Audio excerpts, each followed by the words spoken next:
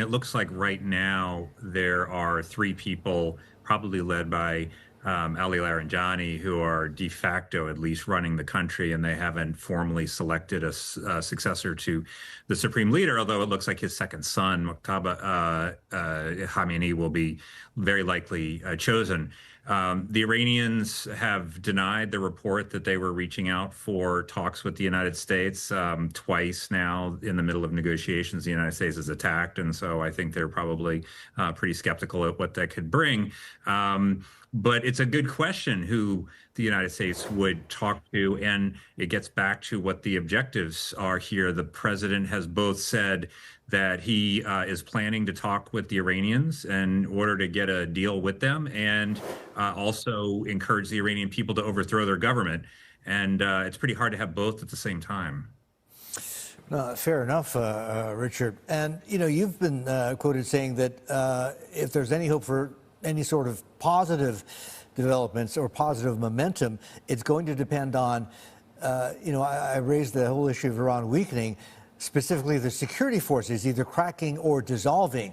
I mean, the good news is, yes, we are seeing that, but the bad news is, I mean, the ROGC is literally fracturing on pre-attack orders from Khamenei, who is no longer with us, and they've literally gone rogue. Well, they appear to be operating in a decentralized, quasi-independent fashion, but they're not, at least as far as we can see, fighting each other.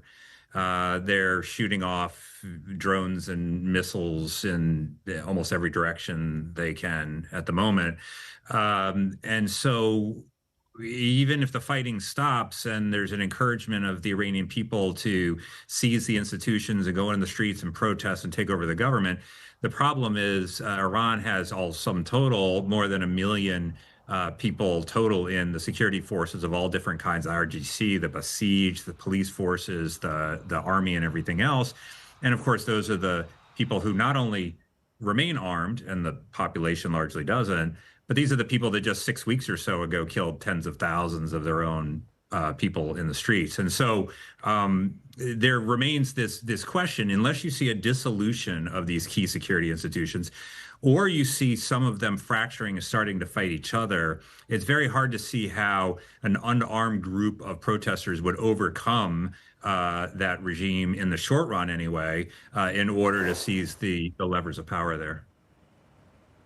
And I think some in the market, well, actually not really, the market is trying to make a decision on this. They're very confused in terms of how capable Iran is in prolonging this conflict. And that really boils down to the economic situation, the popularity or unpopularity of the regime, and also the, you know, how viable the military is. And, you know, some are out there really holding on to the belief that the military is significantly degraded.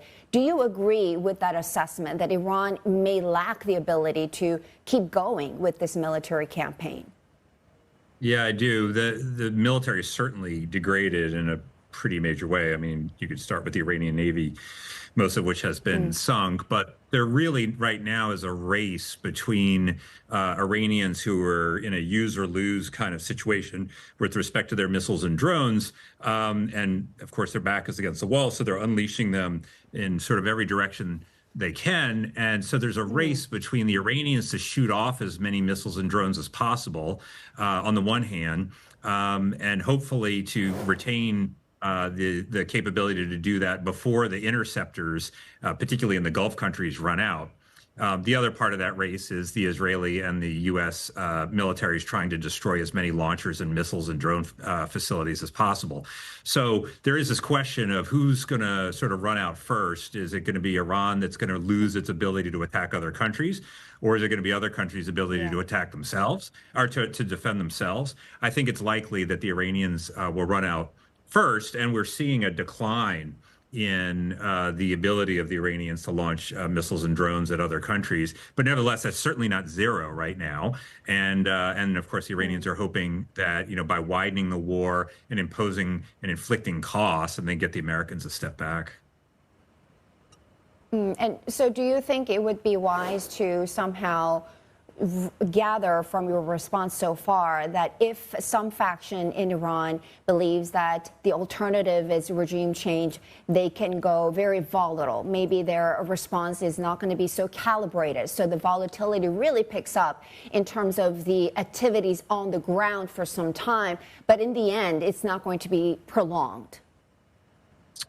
Well, I think you're already seeing it be very volatile. I mean, compare what we're seeing now to the 12-day war with Israel, or to some of the recent fighting that has taken place in which Iran has been engaged after, for example, the assassination of Qasem Soleimani. Iran launched salvos of missiles and drones, but overall they were limited. They were aimed in one country, not many. And here, there's almost nothing to lose, in the sense that the Iranians are going to try everything they have and use everything they have. One, before the Americans or the Israelis can destroy what they have, and two, in order to preserve the regime. And so I think you're seeing a maximum effort here. I don't think that they're holding back a lot, that they would sort of ramp up. And I think you'll see that decline. But no one knows for sure what that decline will look like and over what period of time.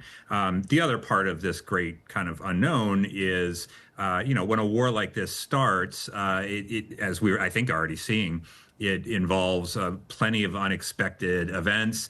And so, again, that makes it hard to see how long this will go. All of that said, I think really the decision about how long this will go will be in Washington, not in Tehran. And the president at some point will either decide that the United States has degraded the Iranian military and nuclear sites and the leadership sufficiently to call a stop to this, or whether it wants to continue on and try to push for full-scale regime change. It's quite close to the degrading. It's very far from the regime change.